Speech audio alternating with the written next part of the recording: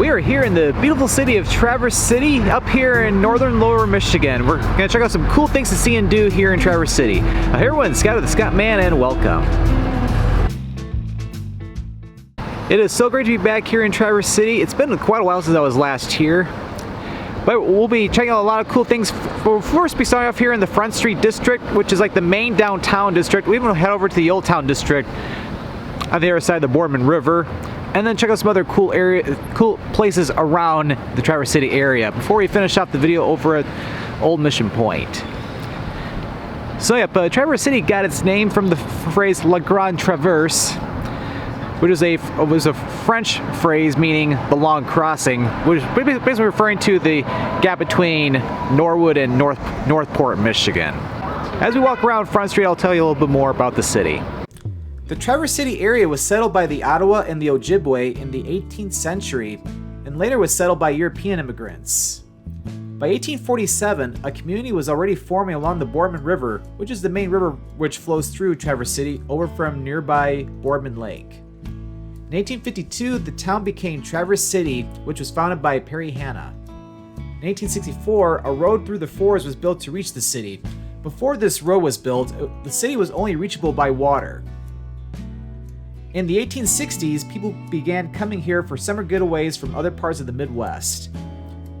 One cool thing about Traverse City is that most of Michigan's cherries are grown in the area, especially as you go up to the Leelanau Peninsula and Old Mission Peninsula. Traverse City, believe it or not, is called the cherry capital of the world, and every July is the International Cherry Festival, which draws in a huge crowd. It originally started back in 1924 as a start of a spring ceremony called Blessing of the Blossoms to celebrate the cherry. Front Street's got it all, from many different shops and restaurants, and even some historic theaters like the State Theater and also the Historic Opera House. And of course you got your big stores too, like Cherry Republic and also the M22 store.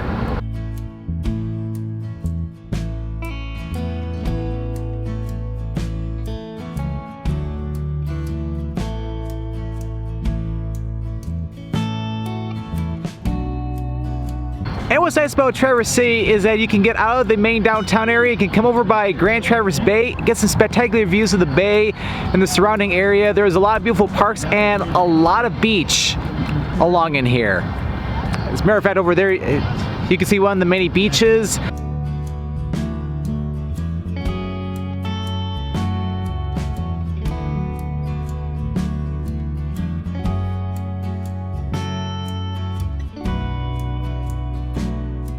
And this is Clinch Park, one of the many parks and beaches along the 2+ mile stretch of public park and beach along the Grand Traverse Bay. And speaking of parks too, further to the east along Highway 31, there's also Grand Traverse State Park, which is a nice little state park, which also even has a campground too. And then over there, we just walked by the Clinch Marina as well too. Okay, so we're gonna head back inland. We're gonna check out the Old Town District, which is across the Boardman River.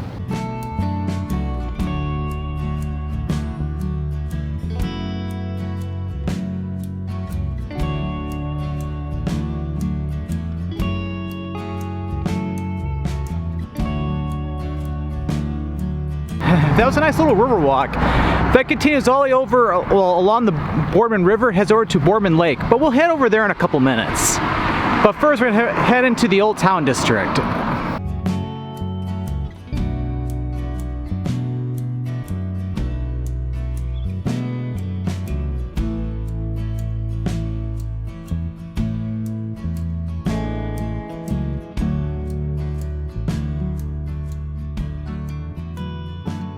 The Old Town District, which is south of the Front Street District here in Traverse City, has a few different shops and restaurants as well. Alright, so now we're going to head out of the downtown center and we're going to head over to Boardman Lake, and we'll check out one of the many small parks around the area.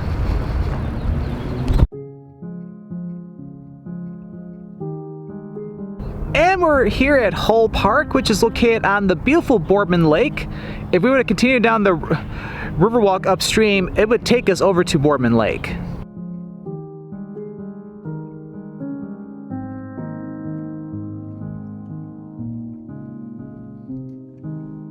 This is such a peaceful scene. On a beautiful sunny day like today, it is the perfect place to go for a nice picnic and just enjoy the fresh breeze by the lake.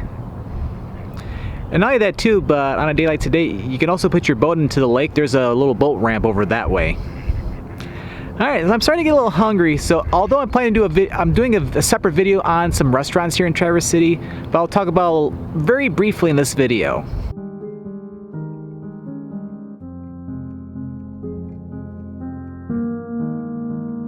Alright, so we're just to the west of downtown Traverse City, over by the Highway 31 highway. And this is what's considered to be Slab Town. So this is a very historic neighborhood here in Traverse City. There used to be mill workers and wood carvers which used to live over in this area. And also in here we have the oldest continuously running restaurant in Traverse City, Sledder's. I'm going to be going to Sledder's in a separate restaurant tour, so make sure to click that subscribe button so that way you don't miss the upcoming restaurant video or restaurant tour video here in Traverse City, where I'll get to go inside the oldest continuously running restaurant in Traverse City.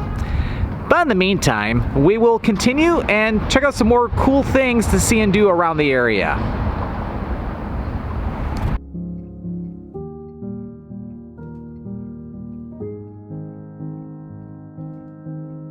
And we are west of downtown Traverse City, and this is the village at Grand Traverse Commons. It's a big shopping area, lots of different shops and restaurants. It's at a site of a former asylum. So this complex was built around 1884-1885. It was originally called the Traverse City State Hospital.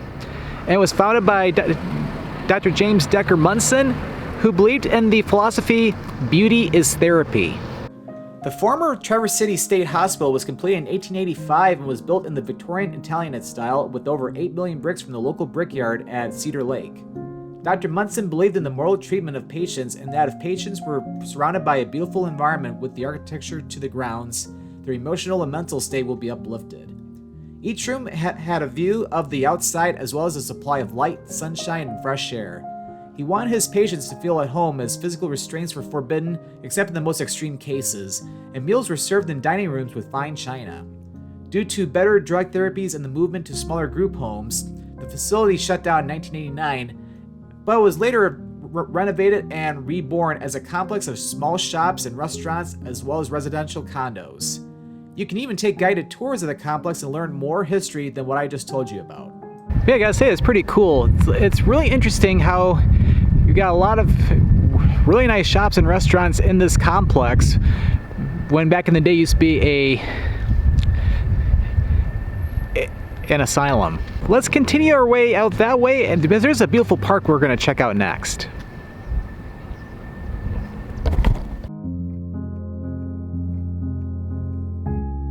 And we're about a couple miles or so west of Traverse City, and we are here at Hickory Hills Recreation Area. When visiting the Traverse City area, many people come up here to enjoy the great outdoors, and this is a great way to enjoy some outdoor recreation, because here in the wintertime you have 15 ski runs, but here in the warmer months it's a great opportunity to do some hiking, biking, and even some disc golf too. Now, this park has been around since 1952. And really quick, across the way we have Hickory Meadows, which is another area where you can do some hiking as well as some snowshoeing in the wintertime. And it's great to walk in these beautiful meadows over here.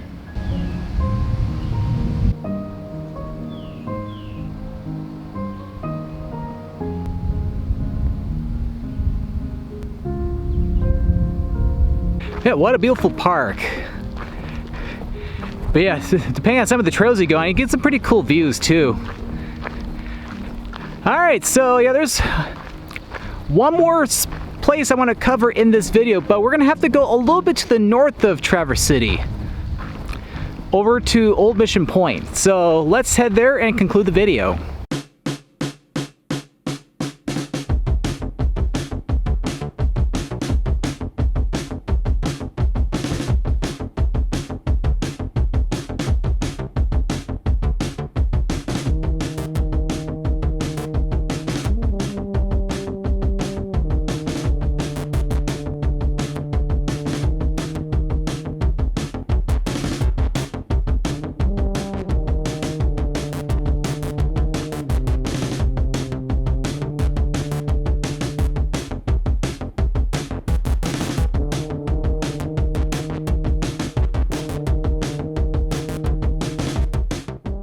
We're not quite to the lighthouse yet. We're almost there, but there's a couple of cool historical sites on the way. But Old Mission Point too, this whole Mission Point Peninsula, this is where, also nearby Leelanau Peninsula, is where a very large majority of cherries are grown in the state of Michigan. And anyway, so this is the Doherty Mission House. This was built back in 1842. So Peter Doherty first settled over in Mackinac Island in 1838, eventually relocated to this area by the request of Chief Agosa.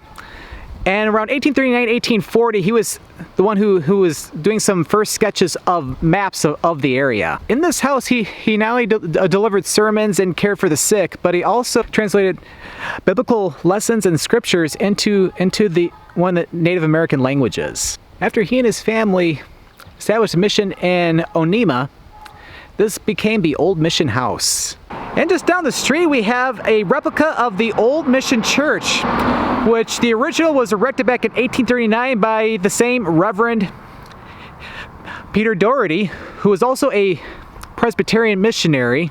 And yeah, just look how beautiful this, at least the replica of the church looks. Okay, so let's head up to the lighthouse now.